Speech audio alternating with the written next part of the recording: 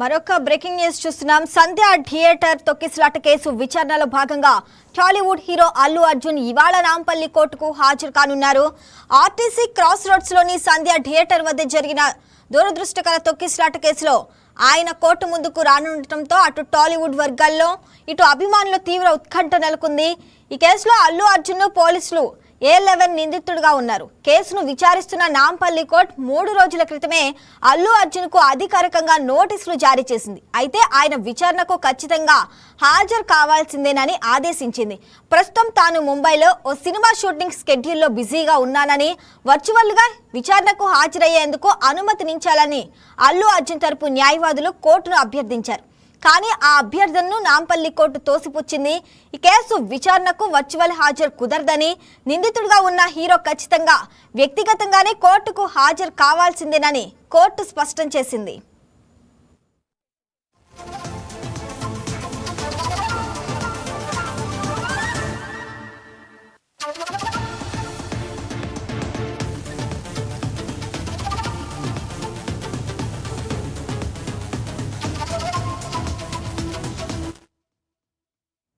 Right, ఇక దీనికి సంబంధించి మరింత సమాచారం ఎగ్జిక్యూటివ్ ఎడిటర్ శ్రీనివాస్ అందిస్తారు. శ్రీనివాస్ చెప్పండి, ఇక సంధ్య థియేటర్ తొక్కిసలాట కేసు విచారణలో అయితే ఈ హీరో అల్లు అర్జున్ ఇవాళ అయితే నాంపల్లి కోర్టుకు హాజరు కానున్నారు. దాని గురించి అప్డేట్స్ ఏంటి?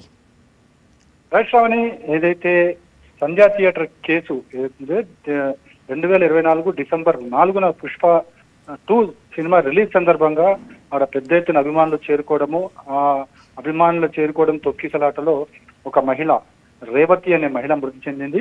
అదేవిధంగా ఆమె కుమారుడు శ్రీతేజ తీవ్ర గాయాల పాలయ్యారు.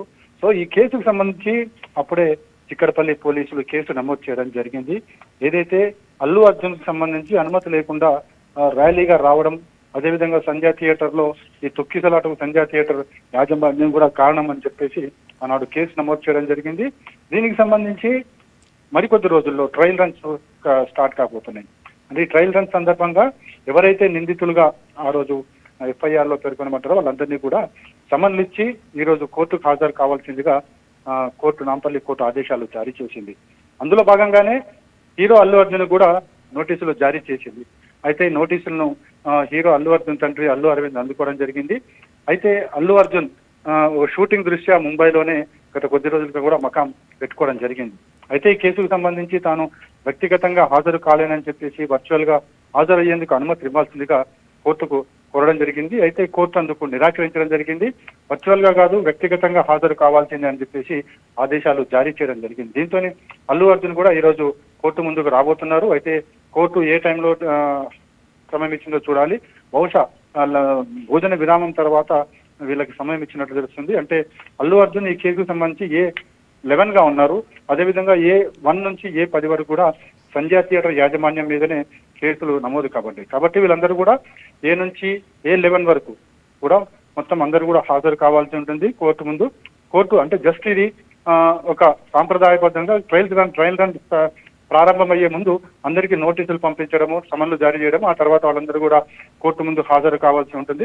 వ్యక్తిగతంగా హాజరైన తర్వాతనే వాళ్ళకి సమ్మతికి సంబంధించి వాళ్ళు ఏవైనా అభ్యంతరాలు కానీ తర్వాత ఇంకేమైనా ఉన్నాయని కోర్టు తెలుసుకుంటుంది. అదేవిధంగా వాళ్ళని ఫిజికల్ గా చూడడం వల్ల వాళ్ళు ఫిజికల్ గా అంతా ఓకే ఉన్నారని కూడా ఒక రూఢీకి రావడం జరుగుతుంది. సో ఇవన్నీ తెలుసుకునేందుకే ఈరోజు కోర్టు ముందుకు అల్లు అర్జున్ తో సహా A1 నుంచి A10 గా ఉన్న సంధ్య థియేటర్ యాజమాన్యం సిబ్బంది అందరూ కూడా ఈ కోర్టు ముందుకు హాజరు కాబోతున్నారు.